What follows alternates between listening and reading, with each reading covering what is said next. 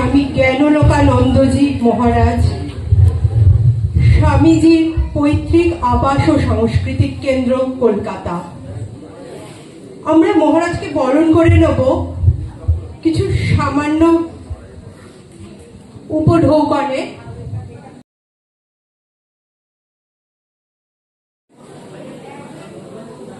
প্রথমেই ঠাকুর মা স্বামীজির চরণে আমার আভূমি শত। আজকের সারদার সেবা সংঘের এই বার্ষিক অনুষ্ঠানে অনেক সংশয় ছিল। দুর্যোগের জন্য এরকম মুক্ত মঞ্চে আমরা খোলা জায়গায় আমরা ঠিক মতো করতে পারবো কিনা। ওনাদের অনেক করুণা আমরা আজকে সত্যি সত্যি এই বাইরের মঞ্চে অনুষ্ঠান করতে পারছি। আমাদের সংঘের পক্ষ থেকে সশ্রদ্ধ বিনত প্রণাম শ্রীমৎ স্বামী জ্ঞানলোকানন্দ মহারাজজিকে, যিনি স্বামীজি যে পৈতৃক আবাস এবং সাংস্কৃতিক কেন্দ্র তার সম্পাদক। তার অনেক কর্মব্যস্ততার মধ্যেও আমাদের এইখানে আসতে রাজি হয়েছেন এবং শেষমেশ এসে পৌঁছতে পেরেছেন। আমাদের শতকোটি প্রণাম। তার সম্পর্কে অনেকেই জানেন। তিনি অনেক জায়গায় প্রধান শিক্ষকের দায়িত্ব সামলেছেন, সম্পাদকের পদ সামলেছেন। সেগুলো বেশি বলবো না, কারণ খুবই কম সময় মহারাজের ভাষণে সময় দিতে হবে। অবশেষে এখন স্বামীজির আবাসে ওইখানে আছেন। সবাই অনেকেই গেছেন, অনেকেই জাননি, গিয়ে দেখবেন কি সুন্দর কর্মকাণ্ড সেখানে চলেছে। আমাদের খড়দাহ সারদা সেবা সংঘের এই মঞ্চে অনুষ্ঠান করা সৌভাগ্য এই প্রথম হলো। আমাদের মূলত করোনার পর থেকে সংঘের ওই ঘরটির মধ্যেই অনুষ্ঠান করা হতো, কিন্তু খুবই সেখানে জায়গার সমস্যা, সেই জন্য বেশি লোককে সেখানে স্থান দেওয়া সম্ভব না। এখানে মিতালির সংঘের সম্পাদক বিশ্বরূপ মুখার্জি এবং সদস্যদের সহযোগিতায় আজকে এখানে আমরা সেই ইচ্ছাটা পূরণ করতে পেরেছি। আমরা পাড়ার যে অগণিত গুণী এবং কৃতি মানুষ আছেন তাদের সামনে আমাদের অনুষ্ঠানকে উপস্থাপিত করতে পারছি এবং মহারাজের যে অমূল্য বক্তব্য সেটা তাদেরকে শোনাতে সক্ষম হব। এছাড়াও আমাদের সঙ্গের যা পুরনো সদস্যরা যারা প্রবীণা, অনেকেই বয়সের ভারে হয়তো আসতে পারেন না, অনেকেও আসছেন। যারা এখনো তাদের মধ্যে বলছি প্রতিষ্ঠাতা যিনি বিনতি দাস, ওখানে শান্তিকণা চক্রবর্তী, আরো অনেকেই আছে, সবার নাম বলতে পারছি না। ইন্দ্রানিদি, মীরাক্ষিদি আসেননি, লীনাদি, অনেকেই আসছেন এখনো, কিন্তু যথাসাধ্য সহযোগিতা করে যাচ্ছেন। তাদের আমাদের পক্ষ থেকে স্বাগত সম্ভাষণ। আর নতুন যারা সদস্য, সৌভাগ্যের কথা, অনেক নতুন অল্প বয়সী সদস্যরা গুণী শিল্পী, সবকিছুতেই শিক্ষিতা, তারা অনেকেই যোগ দিয়েছেন আমাদের সঙ্গে, অনেক সহযোগিতার হাত বাড়িয়ে দিচ্ছেন। ভবিষ্যতে আরো অনেক পরিকল্পনা আছে, আমরা এগিয়ে যাব। সবাইকে স্বাগত। আজকে যে এখানে পাড়ার অনেক গুণী সম্পন্ন, এখানে সামনেই রয়েছেন 18 নম্বর ওয়ার্ডের পুরপিতা, তাকে নমস্কার শ্রদ্ধা। এখানে হেডমাস্টার আছেন, এখানে আরেকজন কবি আছেন, বিশিষ্ট অনেকেরই কত আর নাম বলবো। এখানে আমাদের শুভানুধ্যায়ী আছেন, আরো অনেকেই, সবার নাম বলছি না, সবাই সুবর্ণ দেব, সবার প্রার্থনা জুড়ে আমরা আজকে এইখানে অনুষ্ঠান করতে পারছি। এর সঙ্গে আরো কিছু স্মরণ করি। আমাদের খুব সঙ্গে জড়িত ছিলেন বিদ্যা ভবনের প্রব্রাজিকা ভাস্বর প্রাণা মাতাজি। এই বছরেই তিনি রামকৃষ্ণ লোকে চলে গেছেন। যিনি আমাদের সঙ্গে নিয়মিত আসতেন, হ্যাঁ, তাকে আমরা শ্রদ্ধা জানাই। আমাদের সংঘ থেকেও কয়েকজন সদস্যা, যেমন আমাদের প্রাক্তন সভানেত্রী মায়া চক্রবর্তী, লতা ব্যানার্জি, মীরা মুখার্জি, এদেরকে আমরা হারিয়েছি। এদেরকেও আমাদের অনুসরণ করছি। এদেরকে আবার সবার শেষে অনুষ্ঠানে যাতে সফল হয় তার জন্য সহযোগিতা সবার কামনা করছি। সবাই তো মোবাইলের কোনো আওয়াজ শুনছি না, সেদিকে অনেক সহযোগিতা করছেন। মহারাজের অমূল্য বক্তব্য আপনারা শুনবেন তো অবশ্যই। আমরা মহারাজকে আবার প্রণাম জানিয়ে আজকের মতো স্বাগত ভাষণ শেষ করছি।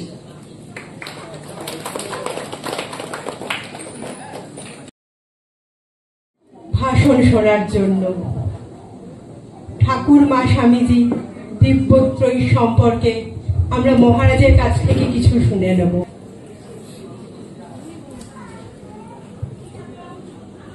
ওম নমো ভগবতে রামকৃষ্ণায়।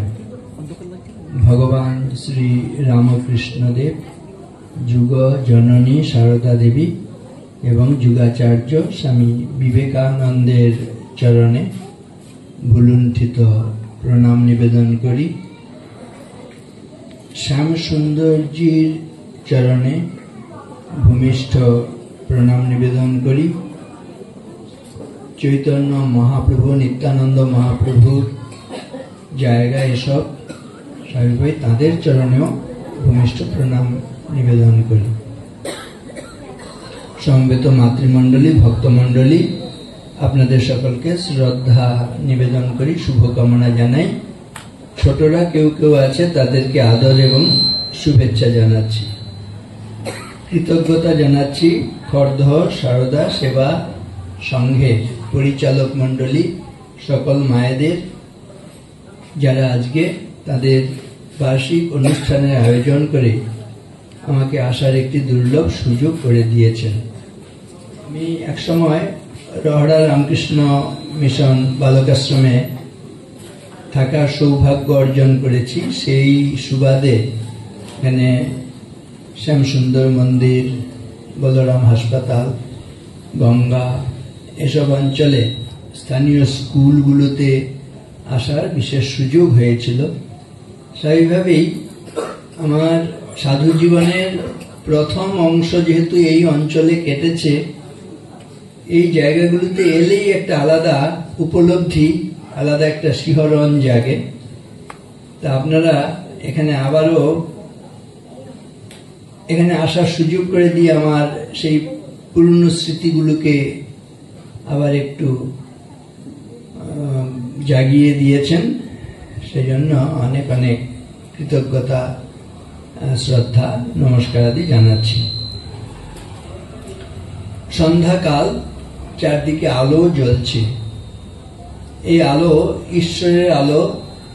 সেজন্য আমি প্রথমে একটি দীপজ্যোতি মন্ত্র উচ্চারণ করে সকলের মঙ্গল কামনা করছি। এই দীপজ্যোতি মন্ত্রটি এরকম: দীপজ্যোতি পরম জ্যোতি, দীপজ্যোতি জনার্দন, দীপ হরতু মে পাপম, দীপজ্যোতি নমস্তুতে। শুভম করোতু কল্যাণম, আরোগ্যম সুখ সম্পদ, দেশ বুদ্ধি বিনাশায়, আত্মজ্যোতি নমস্তুতে। আত্মজ্যোতি প্রদীপ্তায় ব্রহ্মজ্যোতি নমস্তুতে। ব্রহ্মজ্যোতি প্রদীপ্তায় গুরুর্জ্যোতি নমস্তুতে। স্বস্তি শ্রদ্ধাম যশ প্রজ্ঞাম বিদ্যাম বুদ্ধিম শ্রিয়ম বলম আয়ুষ্যম তেজ আরোগ্যম দেহি মে হব্য বাহন। শব্দগুলো আপনারা দেখবেন বেশিরভাগটাই জানা, বাংলার মতোই। কি প্রার্থনা করেছি? যে গুণগুলো থাকলে আমাদের জীবন সার্থক হয়, সফল হয়, সেই গুণগুলোই আমরা এখানে প্রার্থনা করেছি। কি কি আমাদের জীবনে লাভ হলে আমাদের জীবন সফল হয়, সুন্দর হয়, মধুময় হয় বলতে গিয়ে বলা হয়েছে, শেষের যে প্রার্থনাটি করেছি তাতে বলা হয়েছে স্বস্তি শ্রদ্ধাম যশ প্রজ্ঞাম। যেমন এই শব্দগুলো আমরা বাংলায় ব্যবহার করি। আমাদের সবার জীবনে যেন স্বস্তি আসে, কাউকে যেন কোনো অস্বস্তি বোধ করতে না হয়। যতই ভালো গান হোক, আবৃত্তি হোক, একজনও যদি এখন কোনো অস্বস্তিতে পড়ে, অসুস্থ হয়ে পড়লেন, মাথা ঘুরে পড়ে গেলেন, তাহলে এই গান হোক, অনুষ্ঠান হোক, আলোচনা হোক, আবৃত্তি হোক, কোনোটাই আমাদের ভালো লাগবে না। মন চলে যাবে ওই একজন ব্যক্তি যিনি অসুস্থ হয়েছেন তার দিকে। তার কোনো বিপদ হলো না তো। সেই জন্য প্রার্থনা করা হচ্ছে সবার জীবনে যেন স্বস্তি আসে। দ্বিতীয়, শ্রদ্ধা আসে যেন আমাদের প্রত্যেকের জীবনে। শ্রদ্ধা মানে আমরা বুঝি, দেখবেন মা বাবা গুরুজনদের প্রতি শ্রদ্ধা, হ্যাঁ এগুলো তো খুবই দরকার। কিন্তু স্বামী বিবেকানন্দ এর সঙ্গে সঙ্গে বলছেন না, আত্মশ্রদ্ধা আরো বেশি জরুরি। আত্মশ্রদ্ধা মানে কোনটা? আমরা মানুষে জন্মেছি, কিন্তু মানুষের মতোই কাজ করছি তো? আমার আপনার দ্বারা অন্য কোনো রকম ব্যতিক্রম কিছু হচ্ছে না তো? এই হুঁশটা আছে তো? সেগুলো এই শ্রদ্ধা থাকবে, মানুষে যেন আমরা মানুষের মতনই আচরণ করি, এই শ্রদ্ধাটা আমাদের মধ্যে থাকবে। তাহলে স্বস্তি শ্রদ্ধা যশ প্রজ্ঞা, আমাদের জীবনে যেন যশ আসে। কখন যশ আসে দেখবেন, ভালো কাজ করলে তখন যশ আসে। ভালো কাজ করার শক্তি যেন ঈশ্বর আমাদের দান করেন। বিপদ জ্যোতির কাছে যে জ্যোতি আলো কিনা ভগবানেরই জ্যোতি আলো, সেই ভগবানের কাছে প্রার্থনা করা হচ্ছে। তাহলে আমাদের জীবনে স্বস্তি আসুক, শ্রদ্ধা আসুক, যশ আসুক, আর কি প্রজ্ঞা আসুক। প্রজ্ঞা মানে হচ্ছে প্রকৃষ্ট জ্ঞান। এই জ্ঞান যেন আমরা লাভ করি, আমরা যেন মূর্খ না থাকি। যশ বিদ্যাম বুদ্ধিম শ্রিয়ম বলম, আমাদের জীবনের জন্য বিদ্যা লাভ হয়। আমাদের দেশে দুরকম বিদ্যার কথা বলা হয়। স্কুল কলেজে গিয়ে বিদ্যাটা শিখি, সেটা অপরা বিদ্যা। বাংলা, ইংরেজি, ইতিহাস, ভূগোল এগুলো সব অপরা বিদ্যা। এগুলো দিয়ে আমাদের রুটি রোজগার হয়, আমাদের জাগতিক জ্ঞান লাভ হয়, এটার দরকার আছে। কিন্তু তার চাইতেও বেশি দরকার হচ্ছে পারমার্থিক বিদ্যা। অপরা বিদ্যার সঙ্গে পরাবিদ্যা। শুধু বিদ্যা দিয়ে আমরা জগতে সব সমস্যার সমাধান করতে পারবো না। তখনই সব সমস্যার সমাধান হবে অপরা বিদ্যার সঙ্গে, জাগতিক বিদ্যার সঙ্গে পারমার্থিক বিদ্যা, অধ্যাত্ম বিদ্যা, ব্রহ্মবিদ্যা, আত্মজ্ঞান, এটা যখন লাভ হবে। তা দুরকম জ্ঞান আমাদের মধ্যে আসুক, বিদ্যা আসুক, অপরা বিদ্যা এবং পরাবিদ্যা। স্বস্তি শ্রদ্ধাম যশ প্রজ্ঞাম বিদ্যাম, তারপর হচ্ছে বুদ্ধিম শ্রিয়ম বলম। বুদ্ধি সবারই রয়েছে, কিন্তু দেখবেন এই বুদ্ধিটা যেন কুটিল বুদ্ধি না হয়, শুভ বুদ্ধি যেন আমাদের জীবনে আসে। তা না হলেই সমস্যা। বুদ্ধি মলিন হয়ে গেলে কি হয় দেখবেন, বুদ্ধিটা যে মলিন হবে, মা মায়ের মতন আচরণ করবে না, মায়ের ধর্ম ভুলে যাবে। বাবা বাবার মতন আচরণ করবে না, বাবার ধর্ম, বাবার কর্তব্য ভুলে যাবে। স্বামী স্বামীর মতন আচরণ করবে না, স্ত্রী স্ত্রীর মতন আচরণ করবে না, কন্যা কন্যার মতন আচরণ করবে না, পুত্র পুত্রের মতন আচরণ করবে না, শিক্ষক শিক্ষকের মতন আচরণ করবে না, ডাক্তার ডাক্তারের মতন আচরণ করবে না। কেন? বুদ্ধিটা মলিন হয়ে গেছে। আমি একটা শিক্ষা প্রতিষ্ঠানে, অনেকগুলো শিক্ষা প্রতিষ্ঠানে কাজ করেছি। একটা শিক্ষা প্রতিষ্ঠানে কাজ করার সময় একদিন ক্লাসের মধ্যে পড়ানো হচ্ছিল মাতৃদেব ভব, পিতৃদেব ভব, আচার্য দেব ভব, অতিথি দেব ভব। দুষ্টু ছেলেগুলো যখন মা বাবার কথা হয় না, দেখবেন তখন তারা একটু শান্ত হয়। কিন্তু সেদিনে একটু অন্যরকম ঘটনা ঘটলো। ক্লাসটা একেবারে শেষের অংশে গিয়ে স্যার এগুলো পড়াচ্ছিলেন। একটা ছেলে গর্জে উঠে বলছে, স্যার দয়া করে এই বস্তা পচা কথাগুলো আমাকে শোনাবেন না। কেন বাবা, কি হয়েছে? তাকে আলাদা ডেকে জিজ্ঞেস করা হলো। বলছে, আমার জীবনে যদি সবচেয়ে বড় কেউ শত্রু থাকে, তিনি আমার মা ছাড়া কিছু না। কেন এরকম বলছিস? না, শিশু বয়সে মা আমাকে ত্যাগ করে তিনি অন্য জায়গায় গিয়ে সংসার করছেন। এই যে ছেলেটি স্বাভাবিক জীবন যাপন করতে পারলো না, এর জন্য কি ওই শিশুটি দায়ী, ছেলেটি দায়ী? না, সমাজ দায়ী, মা দায়ী। কেন? মায়ের বুদ্ধিটি মলিন হয়ে গেছে। যখনই বুদ্ধি মলিন হয়ে যায়, তখন সমাজে হাহাকার ক্রন্দন। দেখবেন চারিদিকে তাকালে আমরা সমাজে কি দেখছি?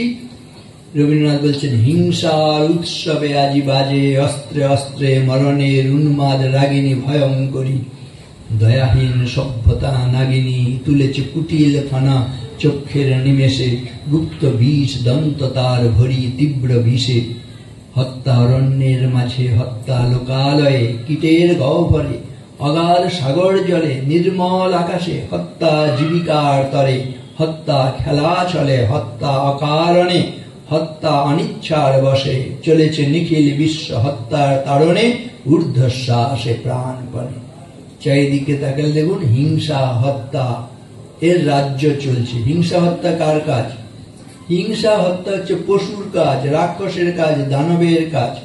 কিন্তু আমরা মানুষরূপী পশুরা, রাক্ষসেরা, দানবেরা যেভাবে হত্যা হিংসা লীলা সংগঠিত করছি, বনের পশুরা, অন্য সব জন্তু জানোয়ার, দানব, রাক্ষস, তারা পর্যন্ত যেন লজ্জায় অধমুখ। মানুষগুলো করছে কি? সেজন্য স্বামী বিবেকানন্দ তিনি আমাদের হয়ে প্রার্থনা করছেন, হে গৌরীনাথ, হে জগদম্বে, আমায় মনুষ্যত্ব দাও। মা, আমার দুর্বলতা কাপুরুষতা দূর করো, আমায় মানুষ করো। আমরা মানুষ না হয়ে যদি পশু হয়ে যাই, তাহলে এই ঘটনাগুলো ঘটে। যদি বুদ্ধিটা মলিন হয়ে যায়, তখন আমরা এই পশু হয়ে যাই, তখন আর মানুষ থাকি না, তখন আমরা রাক্ষস হয়ে যাই। তখনই দেখবেন আর্যিকর কাণ্ড ঘটে। কেন? মানুষ হয়নি, বুদ্ধিটা শুদ্ধ হয়নি, বুদ্ধি মলিন হয়ে গেছে। সেজন্য যেমন দীপজ্যোতির কাছে আমরা প্রার্থনা করছি শুদ্ধা বুদ্ধি, তেমনি দেবী সরস্বতীর কাছে একটি প্রার্থনা আমরা করে থাকি। আমার মনে হয় সবাই শুনছেন, সবাই মিলে যদি প্রার্থনা করি না, এই শোনার ক্লান্তি একটা তো থাকে, শুধু শুনে যাচ্ছি, একসঙ্গে বললে আমার মনে হয় আর একটু বেশ উজ্জীবিত থাকা যাবে। সবাই রাজি আছেন? মাঝে মাঝে একটু সবাই মিলে আপনারাও স্মরণ মরণ করবেন, আমিও করব, একসঙ্গে বলবেন, অহং নমামি বরদাম জ্ঞানদাম ত্বাম সরস্বতীম প্রয়চ্ছ বিমলাম বুদ্ধিম প্রসন্না ভব সর্বদা। একেবারে বাংলার মতোই দেখবেন, একটু চিন্তা করলেই আমরা বুঝতে পারবো, কিন্তু আমাদের একটু গভীরে প্রবেশ করার চেষ্টা করতে হবে, একটু অনুধ্যান করা। কি? অহং নমামি বরদাম। অহং মানে আমরা সবাই জানি আমি, নমামি মানে নমস্কার করি, মানে প্রণাম করি। কাকে? বরদাম, বরদাত্রী দেবী সরস্বতীকে প্রণাম করি। জ্ঞানদাম মানে জ্ঞানদাত্রী। তাহলে যিনি বরদাত্রী এবং জ্ঞানদাত্রী দেবী সরস্বতী, আমি তোমাকে প্রণাম করি। আর প্রণাম করি আমরা একটু অনেক সময় থাকে একটু নিবেদন করি, একটু প্রার্থনা করি। কি প্রার্থনা করছি প্রণাম করে? প্রয়চ্ছ বিমলাম বুদ্ধিম। প্রযচ্ছ মানে প্রদান করো, দান করো। কি? বিমলাম বুদ্ধিম। বিমলা মানে শুদ্ধ বুদ্ধি। তাহলে শুদ্ধ বুদ্ধি দাও, নির্মল বুদ্ধি দাও। বুদ্ধিটা যেন পঙ্কিল না হয়, মলিন না হয়, কুটিল না হয়। তাহলে প্রযচ্ছ বিমলাম বুদ্ধিম, আমাদের শুদ্ধ বুদ্ধি, বিমল বুদ্ধি, নির্মল বুদ্ধি দাও। প্রসন্ন ভব সর্বদা, সদা সর্বদা তুমি প্রসন্ন থাকো। কেন? বলছে ত্বং বৈ প্রসন্না ভুবি মুক্তি হেতু। জগন্মাতা যদি প্রসন্ন হন তখন আমাদের মুক্তি, তা না হলে আমরা বন্ধনে পড়ে থাকি, মায়ার বন্ধনে। আর বন্ধন মানেই দেখবেন দুঃখ যন্ত্রণা। যখনই আমরা বন্ধনের মধ্যে থাকব, অজ্ঞানের মধ্যে থাকব, তখনই আমাদের যন্ত্রণা। সেজন্য অসাধারণ সুন্দর প্রার্থনা, অহং নমামি বরদাম জ্ঞানদাম ত্বাম সরস্বতীম প্রয়চ্ছ বিমলাম বুদ্ধিম প্রসন্না ভব সর্বদা। আমাদের বিমলা বুদ্ধি দাও, শুদ্ধ বুদ্ধি দাও, তুমি সর্বদা প্রসন্ন হও, কারণ তুমি প্রসন্ন হলে আমাদের বন্ধন থেকে মুক্তি হবে। Freedom is the song of the soul. আত্মার মুক্তি এটাই হচ্ছে জীবন সঙ্গীত, হচ্ছে এটি না। ফ্রিডম মানে মুক্তি হচ্ছে জীবন সঙ্গীত। বন্ধন হলেই আমাদের যা কিছু দুঃখ। সেই জন্য ওই দীপজ্যোতির কাছে তাহলে কি প্রার্থনা করলাম? আবার প্রথম থেকে বলছি, স্বস্তি শ্রদ্ধাম যশ প্রজ্ঞাম বিদ্যাম বুদ্ধিম, আর কি শ্রিয়ম বলম। শ্রী মানে লক্ষ্মী, লক্ষ্মী মানে ধন সম্পদের দেবতা। আমাদের যাতে বাইরের অভাব দূর হয় সেজন্য সম্পদ দরকার। কিন্তু এই টাকা পয়সা, ধন দৌলত, গাড়ি বাড়ি, এগুলোকে আমরা সম্পদ জ্ঞান করি। হ্যাঁ, এগুলো সম্পদ, এগুলো পুণ্যবৃত্তির জন্য আমাদের দরকার আছে। কিন্তু এই সম্পদ অনেক সময় আমাদের বিপদের কারণ হয় না? কাদের বাড়িতে দেখবেন বেশি অশান্তি? যারা এমনি সাধারণ দরিদ্র তাদের অশান্তি, আর দেখবেন ধনী যারা নাকি প্রচুর টাকা, তাদের বাড়িতে আরো গভীর সেই রোগ, দুঃখ, যন্ত্রণা। তাদের হয়তো বাহ্যিক সম্পদ আছে, কিন্তু তারা অনেক সময় অন্তর শূন্যতায় ভোগে। সেজন্য বলছে আপনাকে, আপনার কতটা গাড়ি বাড়ি ধন সম্পত্তি আছে, এটা দিয়ে কতটা ধনী এটা যত না বোঝা যায়। বলছে টাকা দিয়ে কেনা যায় না এমন কি আপনার আছে, সেটা দিয়ে বোঝা যাবে আপনি আসল ধনী কিনা। এই সম্পদগুলো কি?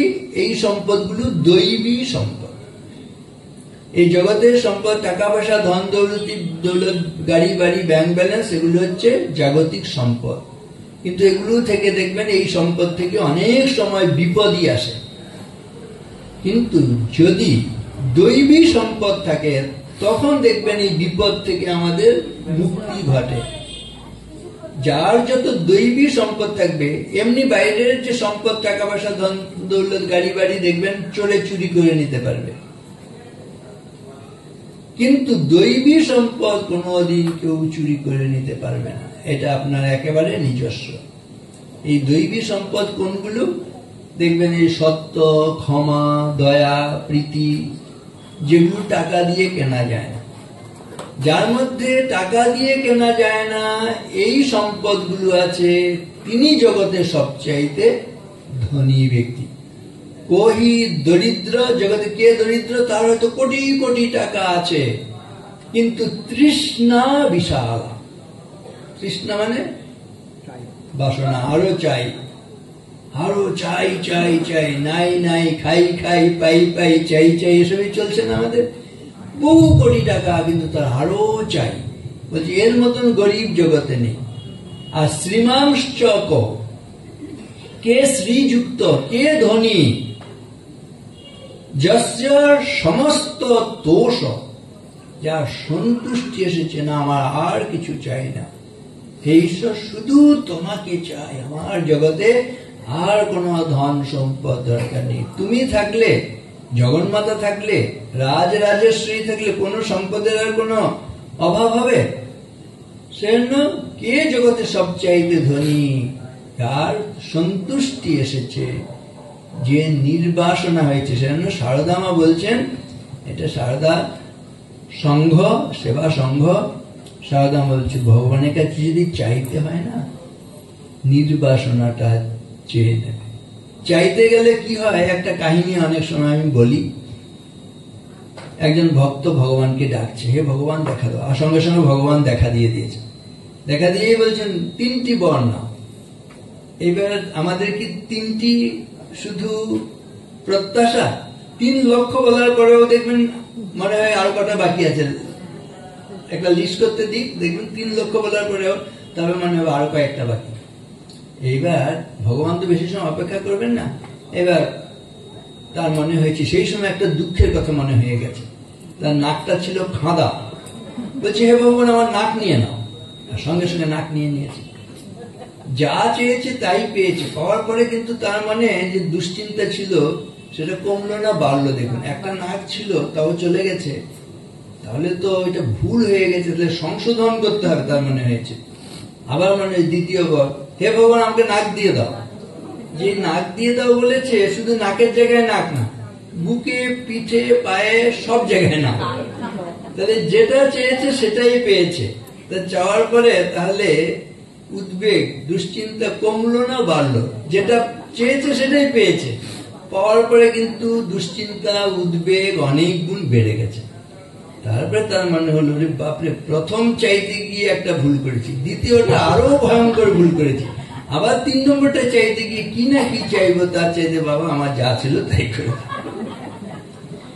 যাহা চাই তাহা ভুল করে চাই, যা পাই তাহা চাই না। তাই না? আছে না, পাগল হইয়া বনে বনে ফিরিয়া আপন গন্ধে মম কস্তুরী মৃগ সম, ফাল্গুন রাতে দক্ষিণ বায়ে কোথা দিশা খুঁজে পাই না, যাহা চাই তাহা ভুল করে চাই, যাহা পাই তাহা চাই না। এটা প্রত্যেকের আমাদের এই অবস্থা না? সেজন্য এই যে আমরা চাইতেও জানি না, শ্রীরামকৃষ্ণ এই যুগে এসে কিন্তু বুঝতে পেরেছেন। এরা এই জগন্মাতার কাছে, রাজ রাজশ্রীর কাছে গিয়ে লাউ কুমড়ো চায়। কি কি চাই আমরা দেখবেন না, আমার রোগ সারিয়ে দাও, ছেলের একটা চাকরির ব্যবস্থা করে দাও, মেয়ের একটা বিয়ের ব্যবস্থা করে দাও। ভগবান কিন্তু যে যেটা বলেন তথাস্তু তথাস্তু তথাস্তু। এবার মা সাধ করে বলছেন, আমার মেয়েটার বিয়ে হবে তো, হে ভগবান ওই ডাক্তার ছেলেটাকে আমার মেয়ের বর করে দাও। ভগবান বললেন তথাস্তু। এইবার বিয়ে থা হয়েছে। কদিন পরে চোখে জল নিয়ে মেয়ে বাড়িতে ফিরে এসছে। কি হয়েছে না, মা প্রার্থনা করেছিলেন যে ডাক্তার ছেলেটা যেন বর হয়। ছেলেটি ডাক্তার হয়েছে, ক্যারিয়ার তৈরি করেছে, কিন্তু ক্যারেক্টার তৈরি করেনি। ডাক্তার হয়েছে, তাকে বলা হয়েছিল অপারেশন করতে। কি অপারেশন না, একটা তার অ্যাপেন্ডিক্স অপারেশন। ডাক্তার দেখছে অ্যাপেন্ডিক্স অপারেশন কত পাবো, 5-10 হাজার টাকা পাবো, কিন্তু যদি পাশে কিডনিটা আছে চুরি করি 5 লাখ 10 লাখ টাকা পাবো। সেটাই করেছে।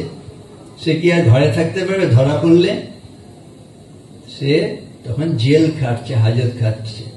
দেখুন, আপনি মেয়ের মঙ্গলের জন্যই চেয়েছিলেন যে ওই ডাক্তার ছেলেটি যেন আপনার মেয়ের বর হয়। ভগবান এত স্থির করেছিলেন একজন অধ্যাপক যে সৎ চরিত্র, তার সঙ্গে তার বিয়ে থা হবে। কিন্তু আপনি প্রার্থনা করে আপনি তার বেশি ভালো করতে গিয়ে বেশি ভালো হলো না, বরং তার ক্ষতি করে ফেলছি। তাই না? আমরাও এরকম দেখবেন, বেশি আদর দিতে গিয়ে না বাঁদর করে ফেলি। তাই না? অধর্মের মধুমাখা বিষ ফল তুলি, আনন্দে নাচিছে পুত্র স্নেহ মোহে ভুলি, সে ফল দিও না তারে ভোগ করিবারে, ফেলে দাও কেড়ে নাও কাঁদাও তাহারে। প্রয়োজনে শুধুমাত্র আপনি যে আদর দেবেন এটাই না, প্রয়োজনে কিন্তু শাসনও করতে হবে তাকে। এই ব্যালেন্স না থাকলেই দেখবেন বড় বিপদ। সেজন্য প্রয়োচ্ছ বিমলাম বুদ্ধি, আমাদের শুদ্ধ বুদ্ধি। শুদ্ধ বুদ্ধি না হলেই কি হবে?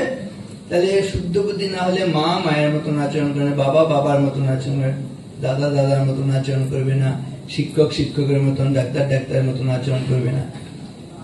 এই জটিলতাগুলো দেখা দিতে থাকবে। সেজন্য ওই যে দিব্যজ্যোতির কাছে প্রার্থনা করেছিলাম, আবার বলি, আপনারে দীপ করি জালো, দুর্গম সংসার পথে অন্ধকারে দিতে হবে আলো, সত্য লক্ষ্যে যেতে হবে অসত্যের বিঘ্ন করি দূর, জীবনের বিনা তন্ত্রে বেসুরে আনিতে হবে সুর। কোন জায়গায় যেন বেসুরু না হয়। বেসুরু হলেই দেখবেন ওই মা মায়ের মতন আচরণ না করলেই বেসুর, এটাই বেতালা। কেউ যেন আমরা তাল না ভাঙি। একটা জায়গায় শীতের সময়ে একটা সভা হচ্ছিল, সেখানে অনেকে এসছেন। এইবার একজন সাধু বাবা সেখানে বসেছিলেন। সেই যে সভাটা হচ্ছিল, এখানে একটা অনুষ্ঠান, এরকম মঞ্চ করে অনুষ্ঠান হচ্ছে। আসলে সেই একটা দেশ, সেই দেশে দুর্ভিক্ষ হয়েছিল। সেই দুর্ভিক্ষের দেশে দুজন শিল্পী ছিলেন, স্বামী স্ত্রী শিল্পী। স্বামী বাজনা বাজাতেন আর স্ত্রী নৃত্য করতেন। কিন্তু যখন দুর্ভিক্ষ হয়েছে, যারা নাকি জনসাধারণ, তাদেরই পেট চলে না, এদের কি করে ভরণ পোষণ হবে, সেজন্য ওই নৃত্য শিল্পী আর বাদ্যকার তারা চলে যান পাশের রাজ্যে, যেখানে নাকি দুর্ভিক্ষ কম আছে। সেখানে দেখছেন যে সেখানে রাজধানী, সেখানে রাজপ্রাসাদের যে মঞ্চ আছে, সেই মঞ্চের মধ্যে অনুষ্ঠান, এরকম বার্ষিক অনুষ্ঠান আপনারা করছেন, ওখানে বার্ষিক অনুষ্ঠান হচ্ছে, নানান রকম উৎসব হচ্ছে। তারা গিয়ে রাজাকে বললেন, আমাদের একটু ওই মঞ্চে অনুষ্ঠান করতে দেবেন। তা যদিও রাজা, কিন্তু তিনি ছিলেন ভীষণ কৃপণ, উনি বললেন, না, আমি কোনো টাকা পয়সা তোমাদের জন্য দিতে পারবো না। তাদের মনে হল রাজা নাই দিলেন, এই যারা দর্শক তারা নিশ্চয়ই আমাদের অনুষ্ঠানে সন্তুষ্ট হলে অমুকের অভিনয়ে সন্তুষ্ট হইয়া অমুক এত টাকা দিলেন, উপহার দিলেন, যে এরকম একটা উপহার কিছু পাবো, পুরস্কার পাবো, তাতেই আমাদের হবে, আপনাকে কোনো খরচ করতে হবে না, শুধু অনুমতি, ঠিক আছে তোমরা অনুষ্ঠান করো। এবার সন্ধ্যা থেকে তারা অনুষ্ঠান শুরু করেছেন। স্বামী বাদ্য বাজাচ্ছেন, স্ত্রী নাচ করছেন। এবার প্রথম প্রহর, দ্বিতীয় প্রহর, তৃতীয় প্রহর হয় হচ্ছে, এখনো কেউ কোনো উপহার পুরস্কার দিল না। তখন ওই স্ত্রী একেবারে শ্রান্ত ক্লান্ত বিধ্বস্ত হয়ে স্বামীকে নাচতে নাচতে একটা প্রশ্ন করছে। বলছেন, রাত 2 ঘড়ি বাজ গই, থক গই পিঞ্জরি মেরি, নটি কহে শুনো বামদেব, ইনাম না মিলা কই। যে নাচতে নাচতে প্রথম প্রহর হয়ে গেছে, দ্বিতীয় প্রহর, তৃতীয় প্রহর, রাত শেষ হতে যায়, এখনো কোনো বকশিস পেলাম না, উপহার পেলাম না, তাহলে কি নাচটা বন্ধ করে দেবো? স্বামীকে নাচ করতে করতেই জিজ্ঞেস করছেন। স্বামীও কি করছেন, তিনিও বাদ্য বাজাতে বাজাতেই বলছেন, বহুত গই থোড়ি রহি, থোড়ি আভি যায়, নট কহে শুনু নটি, তাল না ভং পায়। বলছো, অনেক তো রাতি তো নেচে ফেলেছ, একেবারে শেষ রাত এসে গেছে, এই শেষ কালটা এসে তুমি আর তালটা ভেঙো না, অর্থাৎ নাচটা চালিয়ে যাও, এই সময়টা তাল ভঙ্গ করো না। যে কথা শুনেছি, ওই যে দর্শকদের মধ্যে একজন সাধু বাবা বসেছিলেন, তিনি তার শীতের রাতের একমাত্র সম্বল কম্বলটা খুলে তিনি মঞ্চে নটনটির উদ্দেশ্যে উপহার দিয়ে দিলেন। রাজপুত্র বসেছিল, সে আংটিটা খুলে দিয়ে দিল। রাজকন্যা সেখান থেকে তার গলার হারটা খুলে দিয়ে দিল। রাজা আগেই বলছি খুব কৃপণ, যে সাধু বাবা নষ্টের গোড়া, তিনি তার কম্বল দিয়ে দিতে, ছেলে তার আংটি দিয়ে দিল, মেয়ে হার দিয়ে দিল। সবাইকে ডাকো একটুখানি, আমি এদের একটু শাসন করবেন নাকি। এবার সাধু বাবাকে বলছেন, আপনি কেন মশাই আপনার কম্বল দিয়ে দিলেন? আপনার তো নিজেরই কিছু নেই, এই শীতের রাতে একমাত্র সম্বল কম্বল, সেটাও দিলে, এখন আপনার কি করে চলবে? বলছে, আমি গুরু দক্ষিণা দিয়েছি। হ্যাঁ, আপনি সাধু সন্ন্যাসী, আপনি গুরু হতে পারেন, নটি এরা কি করে আপনার গুরু হলো? বলছি, কি কথা বলেছে শোনি, কি কথা বলেছে? না, যে তাল না ভাঙ পায়, তাতে আপনার কি হয়েছে? না, আমি তাল ভাঙতে যাচ্ছিলাম। কিরকম না, সাধুর জীবনের নিয়ম হচ্ছে, তিনি মাধু করি করে 5টা-10টা পরিবারে গিয়ে অল্প অল্প ভিক্ষে করে তিনি তার জীবিকা নির্বাহ করবেন, ঈশ্বরের উপর নির্ভর করে চলবেন। আর ওই গৃহস্থ বাড়িতে ভিক্ষে করে অল্প অল্প, যাতে গৃহস্থের বেশি কষ্ট না। এক বাড়িতে ভিক্ষে নিলে সাধুর পেট, বুঝতে পারছেন তো, সে যদি 3 দিন ধরে হয়তো খাওয়া হয়নি, এক বাড়িতে যদি 3 জনের রান্না হয়ে থাকে, একাই শেষ করে দেবেন, তাহলে তাদের তো অভুক্ত থাকতে হবে। সেজন্য নিয়ম হচ্ছে যাতে গৃহস্থ বাড়ির অসুবিধা না হয়, অল্প অল্প ভিক্ষে করে নেওয়ার কথা, এটাকে বলে মাধু করি। বললেন আমি তাল ভাঙতে যাচ্ছিলাম যে একদিন আমি ঈশ্বরের উপর ভগবানের উপর নির্ভর করে দিব্যি আমার সংসার মানে জীবিকা চলে যাচ্ছিল, কিন্তু আজকে আমার মাথায় দুর্বুদ্ধি ঢুকেছিল যে রাজার কাছ থেকে না টাকা পয়সা ধন দৌলত সব চেয়ে নিয়ে গিয়ে এখন থেকে বসে বসে আরাম করে করে খাবো। এটা করলে আমার তাল ভাঙা হতো, মানে ব্রত ভঙ্গ হতো। আমি তো একদিন বেশ চলছিলাম, যখন নাকি বললো তাল ভেঙো না, তখন আমার মাথার মধ্যে শুভ বুদ্ধি এসছে। মনে হয় এতদিন তো আমি ভগবানের উপর নির্ভর করে নিজের যে ব্রত সেটা ঠিক রেখে ঠিক চলে যাচ্ছিল, আর এই একেবারে জীবন সায়ান্নে এসে আমি আমার ব্রত ভঙ্গ করব না, তাল ভাঙবো না। অর্থাৎ আমি আবার আগের মতন ভগবানের উপর নির্ভর করে মাধুকরী করেই খাবো, রাজার উপর নির্ভর করে আমি চলবো না। এটা হলেই তাল ভাঙা হতো। খুব ভালো কথা। এবার ছেলেকে জিজ্ঞেস তুই কেন তোর আংটিটা দিয়ে দিলি, এত দামি আংটিটা? বলছে আমি বাবা তাল ভাঙতে যাচ্ছিলাম। তুমি বুড়ো হয়ে গেছো, আর আমি এতটা জোয়ান, আমার বয়স হয়েছে, তুমি এখনো সিংহাসনটা আঁকড়ে ধরে আছো, আমাকে ছেড়ে দিচ্ছ না। আজকে ঠিক করেছিলাম তোমাকে খুন করে ওই সিংহাসনটা দখল করে। রাজা দেখছেন যে বিরাট বাঁচা বেঁচে গেছেন, একটা কথা থেকে কি তাল না ভঙ্গ পায়, তাল ভেঙো না। এবার মেয়েটাকে জিজ্ঞেস করছেন তুই কেন এই তোর এত মূল্যবান গলার হারটি দিয়ে দিলি? বলছে আমিও তাল ভাঙতে যাচ্ছিলাম, আমিও উপযুক্ত মানে একটা বয়স হয়েছে সংসার টংসার করার, তুমি এখনো আমাকে পাত্রস্থ করছো না। আজকে ঠিক করেছিলাম ওই মন্ত্রীর ছেলে বা কারোর সঙ্গে পালিয়ে গিয়ে অন্য কোথাও সংসার করব, এতে হচ্ছে রাজকুলে কলঙ্ক লাগতো। কিন্তু যেই বললো তাল ভেঙো না, আমিও তালটা ভাঙলাম না। দেখুন একটা কথা থেকে কিরকম তাহলে সব রকম। যদি আমরা যে যে অবস্থানে আছি তাল ভাঙলেই কিন্তু বিপদ। শ্রীরামকৃষ্ণ সেজন্য এসে ওই যে বলেছি যে এরা জানে না কি চাইতে হয়, জানে না, এরা সবসময় তাল ভাঙছে। সেজন্য শ্রীরামকৃষ্ণ এসে আশীর্বাদ করে বললেন আশীর্বাদ করে তোমাদের চৈতন্য হও। চৈতন্য হওয়া মানেই দেখবেন শুভ বুদ্ধি হওয়া। চৈতন্য হওয়া মানে হুঁশ হওয়া। হুঁশ হওয়া মানে বিচার বিবেক। এই হুঁশ হলে, চৈতন্য হলে, বুদ্ধিটা শুদ্ধ হলেই আমরা প্রত্যেকে যে যা করণীয় সেটা করব। বলছে গৃহস্থস্য ক্রিয়া ত্যাগ ব্রত ত্যাগ বটরপি তপস্বীন গ্রাম সেবা ভিক্ষুরিন্দ্রিয় লোলতা আশ্রমাপসদা হেতা খলু আশ্রম বিড়ম্বকা দৈবী মায়া বিমূঢ়াং স্থান উপেক্ষেতনুকম্পয়া। এর অর্থ কি? গৃহস্থস্য ক্রিয়া ত্যাগ, গৃহস্থের কিছু কর্তব্য আছে, আমাদের চতুরাশ্রম সবাই জানি তো, ব্রহ্মচর্য আশ্রম, গার্হস্থ আশ্রম, বানপ্রস্থি আশ্রম, সন্ন্যাস আশ্রম। প্রত্যেক আশ্রমের কিছু কর্তব্য আছে, করণীয় আছে, কিছু ধর্ম আছে। এইবার আমাদের ব্রহ্মচর্য আশ্রমে আছে পুত্রকন্যা 25 বছর পর্যন্ত যাদের বয়স। এখন আমাদের ছেলে মেয়েরা নাতি নাতনিরা যদি উচ্ছৃঙ্খল হয়, তাদের বিদ্যাভ্যাস করার কথা, তারা নেশাগ্রস্ত হয়ে পড়ছে, কোন শৃঙ্খলা মানছে না, উচ্ছৃঙ্খল হয়ে পড়ছে, সমাজটা কি ভালো চলবে? তাহলে ওদেরকে ব্রহ্মচর্য আশ্রমে বিদ্যা শিক্ষা করতে হবে, সংযত জীবন যাপন করতে হবে অন্তত 25 বছর পর্যন্ত। এটাই করণীয়।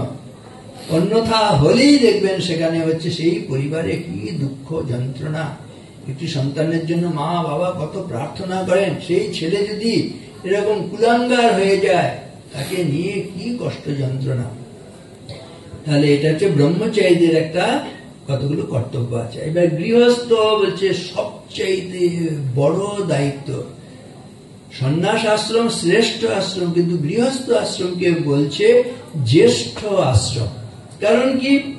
এই গৃহস্থ আশ্রমের উপর নির্ভর করে সব আশ্রমগুলো বেঁচে আছে। যেমন বায়ুকে বাদ দিলে কোনো প্রাণী বাঁচতে পারে না, তেমনি গৃহস্থ আশ্রমকে বাদ দিয়ে কোনো আশ্রম চলে না। কিরকম? এই পুত্রকন্যাদেরকে ভরণ পোষণ করছে মা বাবা, তার মানে তারা গৃহস্থ। নিজেদের ভরণ পোষণ কে করছে? গৃহস্থরা তাদের নিজেদের ভরণ পোষণ নিজেরাই করছেন। এবার বানপ্রস্থি বা কেউ কেউ থাকে দেখবেন উদাসীন, ঠিক প্রকৃতিস্থ না, এমন কিছু কিছু সব মানুষ থাকেন, তাদের ভরণ পোষণ কে করছে? না গৃহস্থরা। আর সাধু সন্ন্যাসী তারা কি উপার্জন করে? লোকে গালাগাল দেয় আমাদের, ভক্তরা একটু কষ্ট পান ঠিকই, কিন্তু ব্যাপারটা কিন্তু সত্য। কি বলে গালাগাল দেয়? এই যে বেটারা দেখছো গেরুয়া পরে, যে পায়ের নখ থেকে মাথার চুল পর্যন্ত বলছে পরের পয়সায় খেয়ে মানুষ, তাই না? শুনতে খারাপ লাগে, কিন্তু এটা কিন্তু ঘটনা।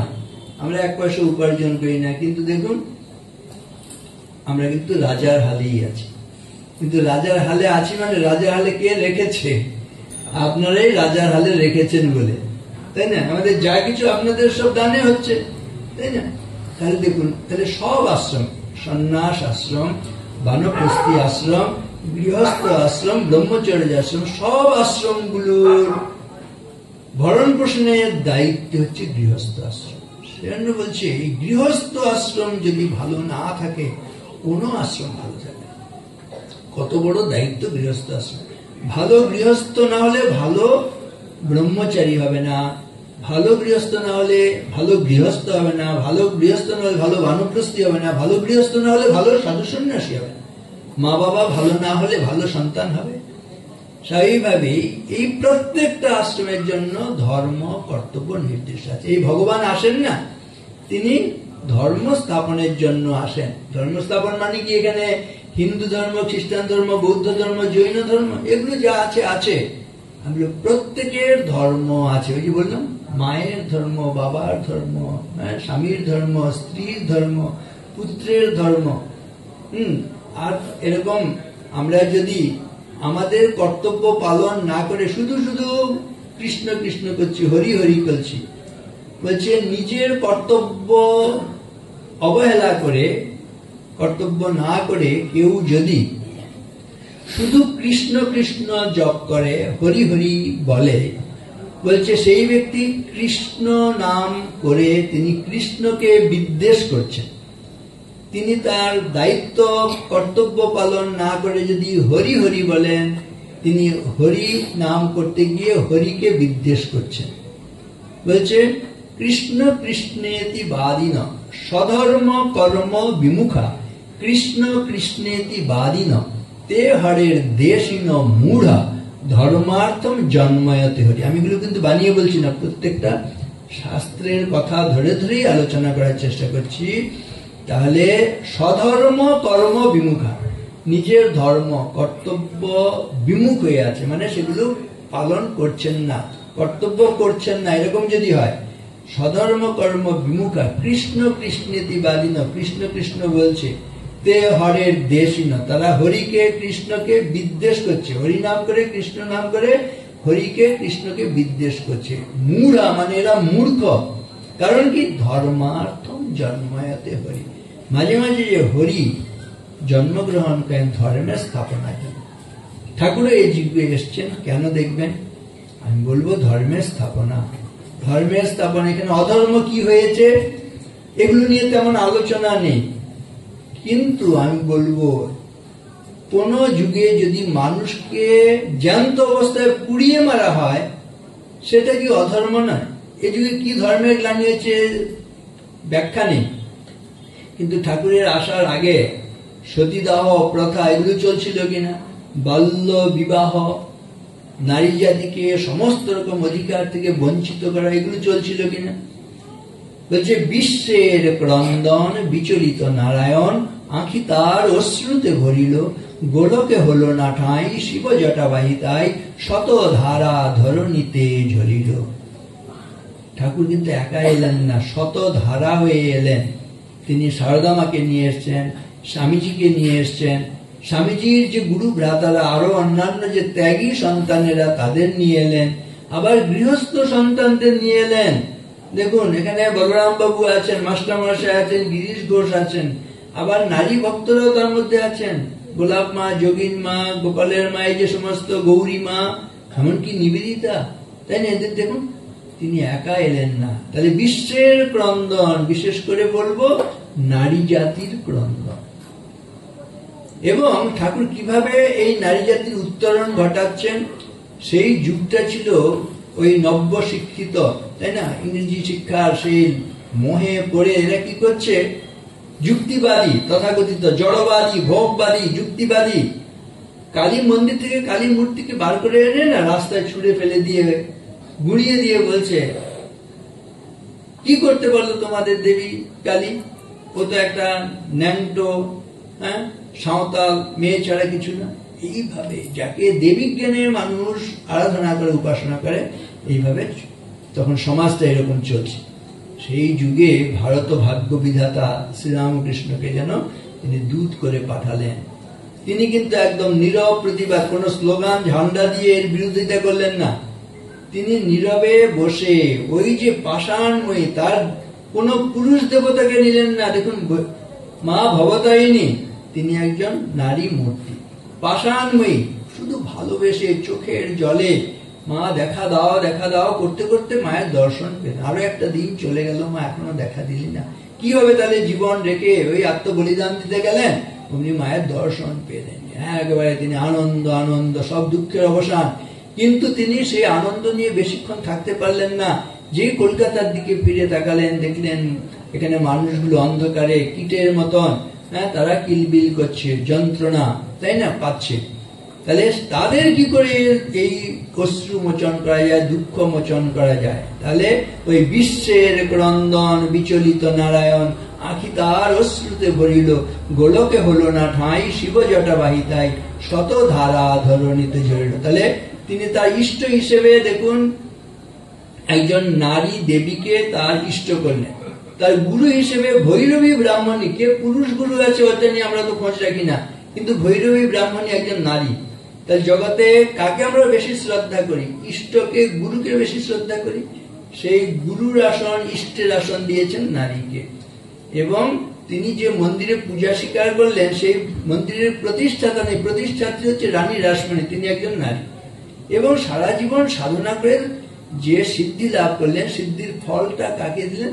শারদা মা, নিজের সতী সাধ্বী স্ত্রী, যে স্ত্রীকে কিনা মানুষ তারা সমস্ত রকম অধিকার থেকে সেই যুগে বঞ্চিত করেছে। নারীদের কোন রকম অধিকার নেই, তাই না? এবং নারী জাতিকে কিভাবে তাদের জীবনের উপরে কলঙ্ক আরোপ করে দিচ্ছে। নারী হচ্ছে, বলছে, নরকের দ্বার। শ্রীরামকৃষ্ণ এসে প্রথম বললেন, জগন্মাতা সিদ্ধির দ্বার। এই যে দেখুন, একটা বিরাট একটা আন্দোলন, বিরাট একটা মানে জাগরণ তিনি মাতৃবোধন করলেন, তাই না? জগতের কুণ্ডলিনী শক্তিকে জাগালেন। আমি শুধু নহি সেবার রমণী, মিটাতে তোমার লালসা ক্ষুধা, তুমি যদি দিতে পূজার অর্ঘ্য, আমি সপিতাম স্বর্গ সুধা। কি অসাধারণ সুন্দর ভাবনা আছে দেখুন। আমি শুধু নহি সেবার রমণী, নারীরা শুধু সেবা করার জন্য জন্মাননি। আমি শুধু নহি সেবার রমণী, মিটাতে তোমার লালসা ক্ষুধা, শুধু লালসার বস্তু হয়ে নারীর জন্ম নয়। তুমি যদি দিতে পূজার অর্ঘ্য, আমি সপিতাম স্বর্গ সুধা। দেখুন, শ্রীরামকৃষ্ণ আক্ষরিক ভাবে পূজার আসনে বসিয়েছেন শারদা মাকে। সেই ফল হয়নি কালী পূজার রাত্রে সব পূজার আয়োজন হয়েছে, শুধু প্রতিমা নেই।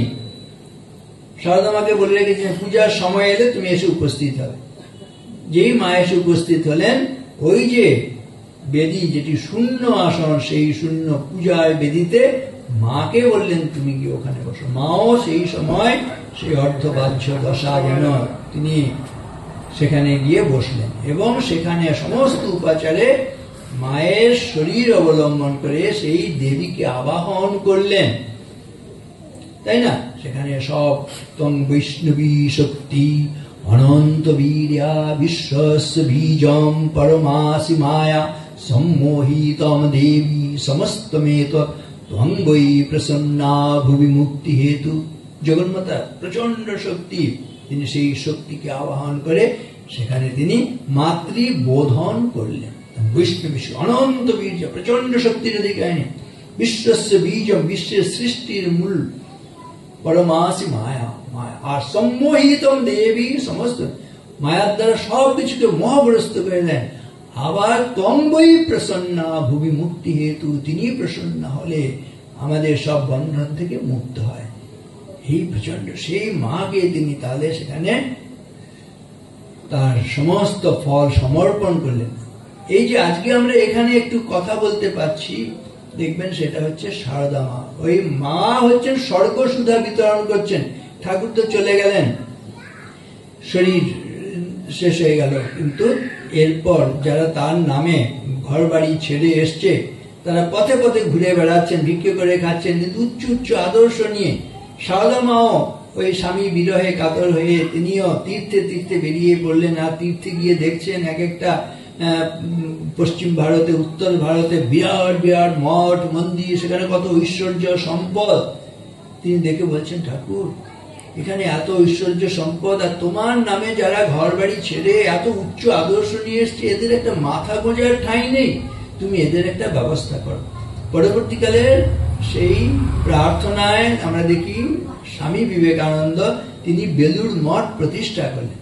আর বেলুড় মঠ প্রতিষ্ঠা হলে তার আরো কত সমস্ত শাখা প্রশাখা, অন্য প্রাইভেট আশ্রম যেগুলো আমরা বলি, কত সংগঠন, সেখানে এই সেবার কথা, পূজার কথা, সেখানে সত্য, ক্ষমা, দয়া, যেগুলো আসল ধর্ম, সেগুলো উদযাপিত হতে শুরু করলো। আজকে যে আমরা এখানে আলোচনা করছি, দেখবেন ওই মায়ের আশীর্বাদ। আমি সবিতাম স্বর্গ সুধা, আমরা আজকে স্বর্গ সুধা লাভ করতে পারছি মায়ের জন্য। এই মায়ের প্রসঙ্গ যেহেতু এসে গেল, এখন আমাদের মনে হতে পারে যে মায়ের এমন কি সত্যি তো দেখতে পাচ্ছি মা যেন আমাদের সাধারণ বাড়িতে মায়েরা যেমন থাকেন তার সঙ্গে মানে তার চাইতে কিছু আলাদা কিছু না। কিন্তু আমরা একটু গভীরে ভাবলে দেখবেন অন্য যে অবতার তারা অনেক আশার কথা শুনিয়েছেন, মাও আশার কথা শুনিয়েছেন, কিন্তু একটু তুলনামূলক আলোচনা করে দেখব মায়ের মহিমাটা কিরকম। ভগবান রামচন্দ্র এসে কি বললেন, একবার যদি কেউ আমার শরণ নেয় তাহলে আমি তাকে অভয় দেব। ভগবান শ্রীকৃষ্ণ, ভগবান রামচন্দ্র তার নিজের কথায় বলেন, সকৃদেব প্রপন্নায় তব অহম স্মৃতি যাচতে অভয়ম সর্বভূতেভ্য দদামি এতদ ব্রতম মম।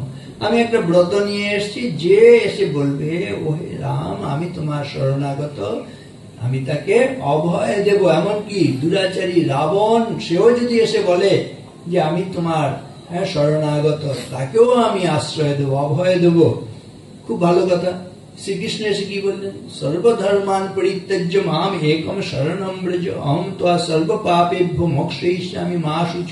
কোনো শোক করো না, আমি তোমাকে সব পাপ থেকে মুক্ত করে তোমাকে উদ্ধার করব, তুমি আমার শরণাগত হও, তাহলেই হবে। এই আশার কথাই বললেন। ভগবান বুদ্ধ এসে কি বললেন, আত্মদীপো ভব, নিজের দীপটা জ্বালিয়ে দাও, তাহলেই হবে, তোমার সেই নির্বাণ মুক্তি জ্ঞান হয়ে যাবে, আর এই জগতের দুঃখ থেকে তুমি উদ্ধার পাবে। খুব আশা। ভগবান চৈতন্য মহাপ্রভু এসেও খুব সোজা করে দিলেন, কিছু করতে হবে না। হরের নাম হরের নাম হরের নাম ইব কেবলম কলৌ নাস্তিয়েব নাস্তিয়েব নাস্তিয়েব গতিরন্যত। হরি নাম করো, ভগবানের নাম করো, তাহলেই হবে, একদম সোজা। তারপর ঠাকুরও এসে বললেন, ঠাকুর বললেন কি, সকালবেলায় একটু ভগবানের নাম করো। আরে বাবা, সকালবেলা তো ঘুম ভাঙে না। দুপুর বেলায় একটু করো, দুপুর বেলা তো ছুটে বেড়াই, কোথায় ঠিক থাকে না। সন্ধ্যার সময়, ও বাবা সন্ধ্যার সময় তো থিয়েটার করি, তাই না? তাহলে ঘুমবার আগে একটুখানি, আরে বাবা সেই সময় পেটে তরল বস্তুগুলো পড়লে আর হুঁশ থাকে নাকি? সকল কাজে পাই যে সময় তোমার ডাকিতে পাই না। এই তো অবস্থা। দেখুন গিরিশ ঘোষের কথা, তাই না? তার চাইতে আমাদের অবস্থা খুব বেশি মানে উন্নতি নয়। আমরাও দেখবেন ভগবানের নাম সব কাজের সময় পেয়ে যাই, ভগবানের নাম করার সময় পাই না, জপ করার সময় পাই না। এটাই তাহলে দে আমাকে বকল মা দে, বকল মা মানে আমাকে দায়িত্ব দিয়ে আমি তোর হয়ে সব কর। খুব খুশি, আচ্ছা ঠিক আছে। কিন্তু দেখুন এগুলো সব আশার কথা হলেও দেখবেন এই সব কথাগুলোর মধ্যে একটা কিন্তু শর্ত আছে, কিছু একটা করো। তুমি শরণাগত হও মানে তোমাকে শরণাগত হতে হবে, আশ্রয় চাইতে হবে। তুমি নিজে দীপটা জ্বালো, তুমি হরিনাম করো, তুমি বকল মাটা দাও, তারপরে আমি দেখছি বাকি সব আমার দায়িত্ব। কিন্তু মা তুলনামূলক ভাবে কি বললেন, মা সোজা সাপটা ঘরের কথা বলে, আমার ছেলে মেয়ে এরা যদি কিছু দোষ করে, ধুলো মাখে, আমাকেই তো ধুলো ঝেড়ে কোলে তুলে নিতে হবে। এর মধ্যে কোনো শর্ত আছে? সব দায়িত্ব মায়ের। সেজন্য ওই মাকে একবার প্রণাম করবো সবাই মিলে, এবং নিজের নিজের গর্ভদায়িনী মাকেও প্রণাম করবো। কেমন জীবন হবে, কোন জীবনটা আদর্শ জীবন বলুন একসঙ্গে। শান্তি রূপাম, ক্ষমা রূপাম, স্নেহ রূপাম, শুভম করি সাক্ষাৎ ভগবতী দেবী মাতরম ত্বং নমাম্যহম। মা মানে কেমন দেখবেন, নিজের নিজের মাকে মনে করবেন, তাহলেই বুঝতে পারবেন। শান্তি, মা মানেই শান্তি না? ক্ষমা, মা মানেই ক্ষমা। স্নেহ, মা মানেই স্নেহ। শুভ, মা মানেই শুভ। এই চারটে যেতে, শান্তি রূপম, ক্ষমা রূপম, স্নেহ রূপম, শুভম করি সাক্ষাৎ ভগবতী দেবী মাতরং তাম নমাম্যহম। আর কি?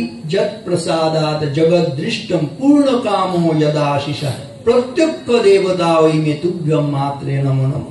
একমাত্র মা হচ্ছেন প্রত্যক্ষ দেবতা। অন্য সব দেবতারা হয়তো আকাশে আছেন, অন্তরিক্ষে আছেন, ওই মন্দিরে আছেন, দেবালয়ে আছেন, কত দূরে আছেন, কত স্তব স্তুতি প্রার্থনা করছি, তাদের দেখা পাই না। কিন্তু মাকে কি কোনো প্রার্থনা করতে হবে? কোনো প্রার্থনা দরকার হয় না। মা নিজে থেকে সন্তানের কি দুঃখ হতে পারে, বিপদ হতে পারে, সেগুলো বুঝে নিজের একেবারে প্রাণ দিয়ে দেবেন সন্তানের জন্য। সেজন্য মা মানে লাভ। লাভের হচ্ছে একটা সংজ্ঞা হচ্ছে গিভস অ্যান্ড ফরগিভস। গিভ মানে মা নিজেকে উজাড় করে দেন। ফরগিভ, ছেলে মেয়ে যদি ভুল করে তাকে ক্ষমা করেন। এটাই কিন্তু সত্যিকার লাভের ব্যাখ্যা। এখনকার মতন নয়। এখনকার লাভ মানে কি? লাভ এট ফার্স্ট সাইট বা ডিভোর্স এট ফার্স্ট সাইট, তাই না? প্রথম দর্শনে প্রেম হয়ে যায়, কিন্তু 3 দিন সেই প্রেমিক প্রেমিকা তারা একসঙ্গে বাস করতে পারছে না, বলে ডিভোর্স দাও, খোরপোশ দাও, মামলা মোকদ্দমা। এইটা সত্যিকার লাভ নয়, এটা হচ্ছে তার বিপরীত। এটা হচ্ছে সেলফিশনেস। সেলফিশনেস এর একটা সংজ্ঞা আছে। সেলফ, স্বার্থপরের কি করে? Self gets and forgets. স্বার্থপরের কি করে? গেট মানে পেতে চায়, ফরগেট মানে পাওয়ার পরে ভুলে যায়। এটা তাহলে দেখুন স্বার্থপরতা। এই স্বার্থপর হলে সেই সংসার পর্যন্ত টেকে না। সেজন্য ওই ডিভোর্স এট ফার্স্ট ফাইট হচ্ছে কেন না? সেলফিশনেস। যারা তারা কি করে? তারা গেট মানে পেতে চায়, পাওয়ার পরে ফরগেট মানে ভুলে যায়, তাই না? ছেলেটা মেয়েটার কাছ থেকে পেয়ে তাকে ভুলে গিয়ে আরেকজনের সঙ্গে প্রেম, মেয়েটাও ছেলেটার কাছ থেকে গেট মানে পাওয়ার পরে তারপরে তাকে ভুলে গিয়ে ফরগেট করে আবার আরেকজনের সঙ্গে প্রেম। এটা প্রেম না প্রতারণা? এই প্রতারণা করে কি কোনো সংসার ঠিক থাকবে? আমাদের দেশে কি বলা হয়েছে আপনারা দেখবেন, বিয়ের সময় একটা মন্ত্র বলেছিলেন। হবু স্বামী বলেছেন, আমি আমার হৃদয়ে তোমাকে দিলাম। হবু স্ত্রী, আমিও আমার হৃদয়ে দিলাম। একটি হৃদয়ের সঙ্গে আরেকটি হৃদয়ের মিলন। বলছে স্ত্রী কেমন? অর্ধম ভারিয়া মনুষ্যস্য ভারিয়া শ্রেষ্ঠতম সখা ভারিয়া মূলম ত্রিবর্গস্য ভারিয়া মিত্রম মনীষুদ। মরবার সময় স্ত্রীর মতন এমন মিত্র নেই, এমন বন্ধু নেই। দেখবেন স্বামী মারা গেলে আগে স্ত্রী অজ্ঞান হয়ে যান, তাই না? এত ভালোবাসা, তাহলে এর মতন মিত্র নেই। তার শ্রীরামকৃষ্ণ জীবনে দেখবেন সেই সারদা মাকে শুধু একদিন কি বলেছিলেন? যাওয়ার সময় দরজাটা ভেজিয়ে দিয়ে যাস। আচ্ছা, যেই মা এই কথা বলে, ঠাকুর ভেবেছিলেন তার ভাইজি বুঝি যাচ্ছে। ইস, তোমাকে এত কষ্ট দিলাম, আঘাত করলাম, সারা রাত আমি ঘুমোতে পারিনি। তাহলে পরস্পরের সঙ্গে কিরকম একটা সম্পর্ক। দেখুন আমাদের দেশে স্বামী স্ত্রীরা তারা অঙ্গীকার করেন, জন্ম জন্মান্তরে তোমাকে যেন আমি স্ত্রী হিসেবে লাভ করি। স্ত্রীও বলেন, জন্ম জন্মান্তরে তোমাকে, কেবল তোমাকেই যেন আমি স্বামী হিসেবে লাভ করি। এর মধ্যে দেখুন কত বড় বিশ্বাস, আস্থা, নির্ভরতা, কত বড় ত্যাগ, তিতিক্ষা। তো এইটা হচ্ছে আসল হচ্ছে মানে দাম্পত্য জীবন। সেজন্য স্বামীজির কাছে এক্ষেত্রেও আসতে হবে আমাদের। না, তিনি বলছেন একটা ভালো দাম্পত্য জীবন, সংসার জীবন ভুলিও না তোমার বিবাহ তোমার ধন, তোমার জীবন ইন্দ্রিয় সুখে, নিজের ব্যক্তিগত সুখের জন্য নয়। যে বিয়েটা শুধু ইন্দ্রিয় সুখে, শুধু ব্যক্তিগত সুখে, সে বিয়েটা বেশি দিন টেকে না। তা না হলে দেখবেন এই বিয়ে করার সময় বিশেষ করে ছেলে মেয়ে কেউ কেউ আছে, এখানে দেখছি দেখবেন সব জায়গায় বিয়ের কথা হচ্ছে, বিয়ের একটা মানে বড় প্রসঙ্গ হয়, কিন্তু সাধক বলছে বেহা বেহা সব কই কাহে মেরা মন মে এহি ভাই চরখা ঠোলি ধো ধো লগরা জেহেল পল্লে যায়। বিয়ে করে আর জেলে যাওয়ার মধ্যে পার্থক্য আছে, তাই না? আর ছেলেদের আমি বলি, দেখো বাবা, যারা বিয়ে থা করনি, বিয়ের আগে একটুখানি ভাববে। কারণ কি, বিয়ে যদি করো তুমি নিজেই হবে ভর্তা। ভর্তা মানে আলু ভর্তা, বেগুন ভর্তা, একদম চটকে যাওয়া। বিয়ে যদি করো তুমি নিজেই হবে ভর্তা, কিন্তু তুমি তোমার দেখবে তোমার গিন্নি হবে কর্তা। কোথায় তোমার স্বাধীনতা, কোথায় তোমার ফুর্তি, বাড়ি গিয়ে দেখবে তোমার সতীর অগ্নিমূর্তি। ছেলেরা এটা। আর মেয়েদের আমি বলি, আচ্ছা ছেলেদের জীবনে দুঃখ বেশি না মেয়েদের জীবনে? মেয়েরা বলে মেয়েদের জীবনে দুঃখ বেশি। আমি বলি দুঃখ কেন হয় দেখবে, 6টা কারণে দুঃখ। একটা দুঃখ হচ্ছে যে পরাধীন জীবন যাপন করে। তাহলে তুমি এই যে সংসার করছো, সংসার তুমি করতে পারো, কিন্তু আমি বলবো যে তুমি দাসত্ব করবে না। স্বাধীনতাহীনতায় কে বাঁচিতে চায় হে, কে বাঁচিতে চায়? দাসত্ব শৃঙ্খল বলো কে পরিবে পায় হে কে। মেয়েদের জীবনে দুঃখ কেন? তারা পরাধীন। ছেলেবেলায় তারা হচ্ছে বাবার অধীন, যৌবনে গিয়ে স্বামীর অধীন, বার্ধক্যে গিয়ে স্বামীর এই পুত্রের অধীন। ওই যে স্বাধীনতাহীনতায় কে বাঁচিতে চায় হে কে বাঁচিতে চায়, দাসত্ব শৃঙ্খল বলো কে পরিবে পায়। সারা জীবনে একজন পুরুষের দাসত্ব করার জন্য নারীর জীবন, এটা কিন্তু একটা বিরাট যুক্তি, তাই না? তারপর মেয়েরা আবার বলবে, ও আপনি মনে কথাটা ঠিকই বলেছেন, কিন্তু আপনি কি আমাদের বিয়ে করতে বারণ করছেন? আমি বললাম, আমি বিয়ে করতে বারণ করলেও তো তোমরা শুনবে না। শিবরাত্রি হলেই দুধ দিয়ে, জল দিয়ে, ঘি দিয়ে, বেলপাতা দিয়ে, হে শিব ঠাকুর ড্যাশ, তাই না? কিন্তু দেখো, তুমি সংসার করো, বিয়ে থা করো, কিন্তু দাসত্ব করবে না, এটা স্থির করো। অর্থাৎ নিজে উপার্জন করো। ম্যান ফর্মুলা, ওমেন ফর্মুলা আছে। M for morality, A for ability, সামর্থ্য লাভ। এমন ভাবে তুমি জীবন গঠন করো, তুমি বাবার কাছে হাত পাতবে না, স্বামীর কাছে হাত পাতবে না, পুত্রের কাছে হাত পাতবে না। যখনই হাত পাততে হয় দেখবেন, তখন তাকে হচ্ছে ওই পরাধীন হয়ে যেতে হয়। পরাধীনতা হচ্ছে দুঃখের কারণ। সেজন্য ছেলে হোক মেয়ে হোক, শ্রীরামকৃষ্ণ বিবেকানন্দের দেখবেন স্বামীজি নিবেদিতাকে নিয়ে এলেন কেন? এই দেশে এখন এই মেয়েদের, তারা নানান ভাবে শিক্ষায় দীক্ষায় পিছিয়ে পড়ে তাদের যে মাহাত্ম্য সেটা ভুলে গেছে। কিরকম নারীর মাহাত্ম্য! জগতের যত বড় বড় জয়, বড় বড় অভিযান, মাতা ভগ্নী ও বধূদের ত্যাগে হইয়াছে মহিয়ান। কোন রণে কত খুন দিল নর, লেখা আছে ইতিহাসে। কত নারী দিল সিথির সিঁদুর, লেখা নাই তার পাশে। কত মাতা দিল হৃদয় উপাড়ি, কত বোন দিল সেবা। বীরের স্মৃতিস্তম্ভের গায়ে লিখিয়া রেখেছে কেউ, কোন কালে একা হয়নি জয়ী পুরুষের তরবারি। প্রেরণা দিয়াছে, শক্তি দিয়াছে বিজয় লক্ষ্মী নারী। রাজা করিয়াছে রাজ্য শাসন, রাজারে শাসিল রানী। রানীর দরদে ধুইয়া গিয়াছে রাজ্যের যত গ্লানি। বিশ্বের যা কিছু মহান সৃষ্টি চির কল্যাণকর, অর্ধেক তার করিয়াছে নারী, অর্ধেক তার নর। এই যে নারী মহিমা, এটা সম্বন্ধে জানতে হবে। যদি নারীরা তাদের নিজেদের মহিমা সম্বন্ধে জানেন, তারা আত্মমর্যাদার অধিকারী হবেন। পুরুষরা নারীর মহিমা জানলে তারা শ্রদ্ধাশীল হবেন। একটা সমাজ মানে একটা পাখির সমান বলছে, দুটি ডানা পাখি, তাহলে সমাজ রূপ পাখিটা একটা ডানা পুরুষ, একটা নারী। নারীরা যদি দুর্বল হয় তাহলে হচ্ছে উঠতে পারবে না। আবার পুরুষরা যদি দুর্বল হয়, এই যে এখনকার দিনে ছেলেরা বিতর্ক তৈরি করবে। আমি যখন জিজ্ঞেস করি মেয়েদের জীবনে দুঃখ বেশি না ছেলেদের জীবনে, ছেলেগুলো আবার কেউ কেউ দুষ্টুমি করে বলে ছেলেদের জীবনে দুঃখ বেশি। আমি বলি একদম ঠিক বলেছো ভাই। কেন?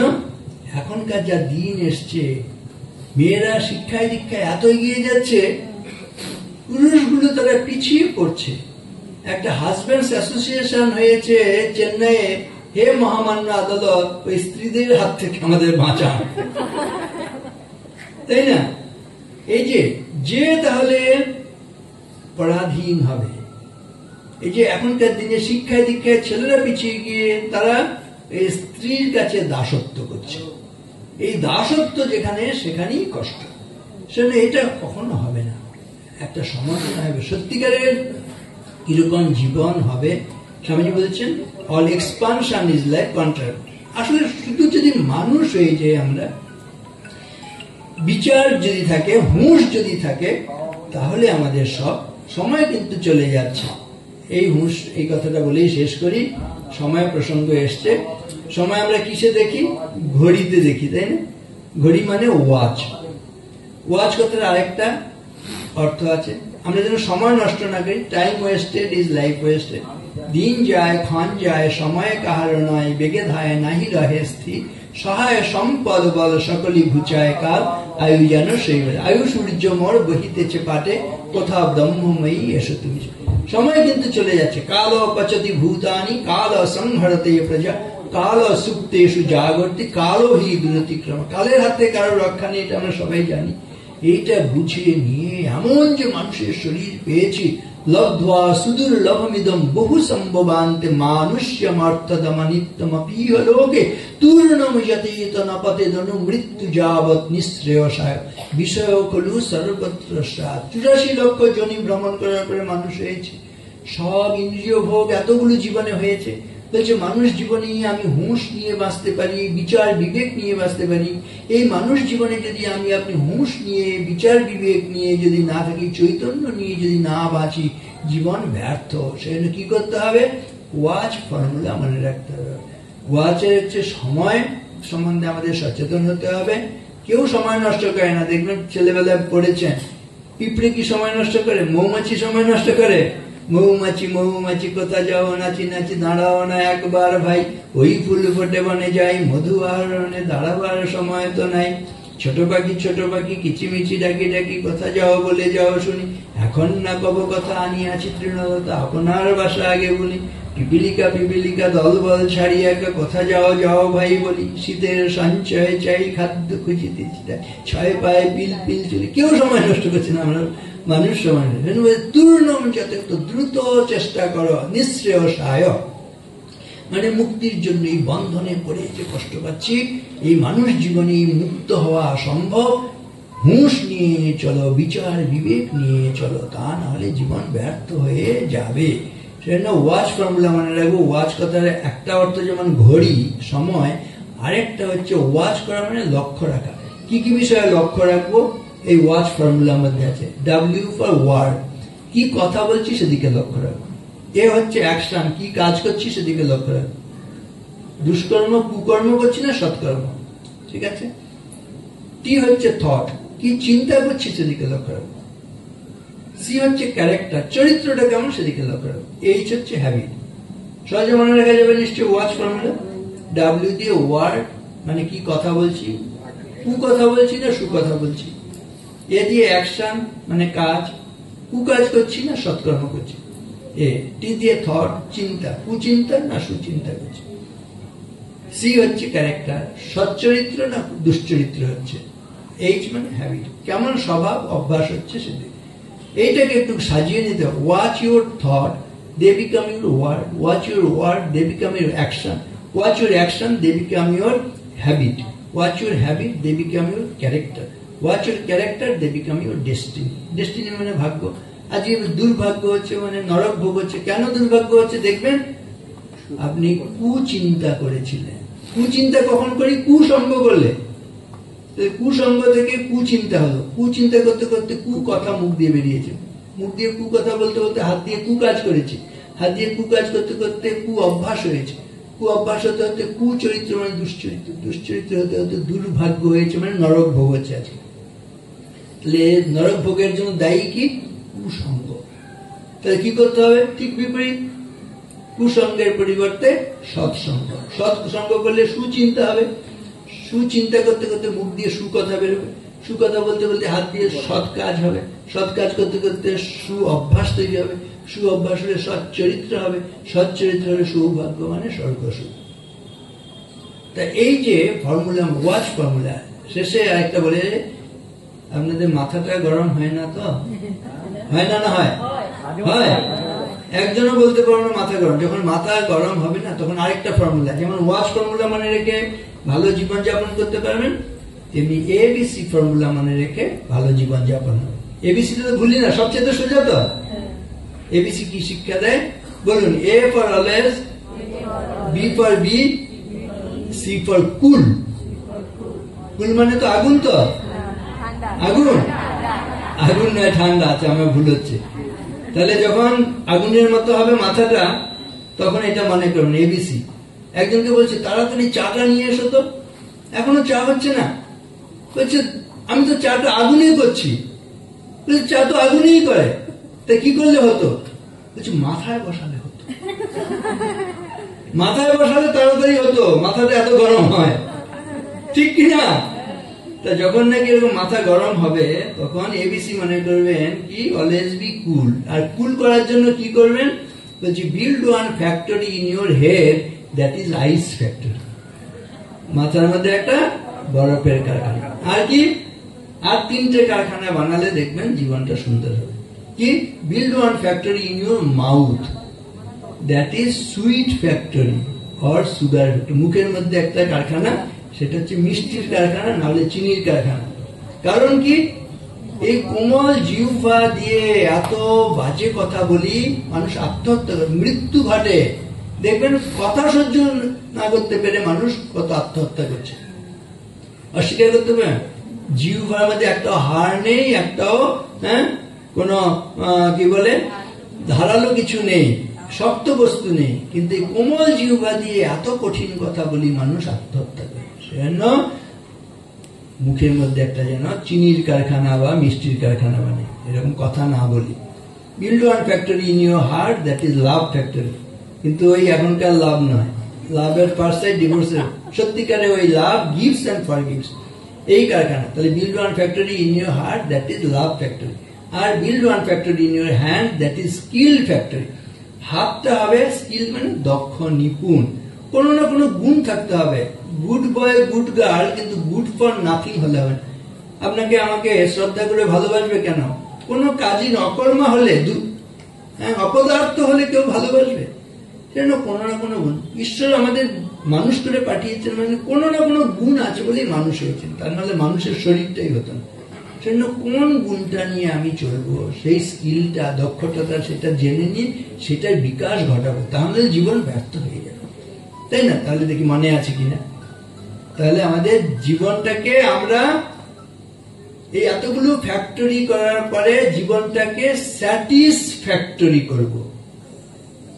তাহলে build one factory in your head, that is কি বললাম? Ice factory. Build one factory in your mouth, that is sweet factory. Build one factory in your heart, that is build one factory in your hand, that is then your life will be satisfactory. ঠিক আছে? ভালো থাকবেন, নমস্কার।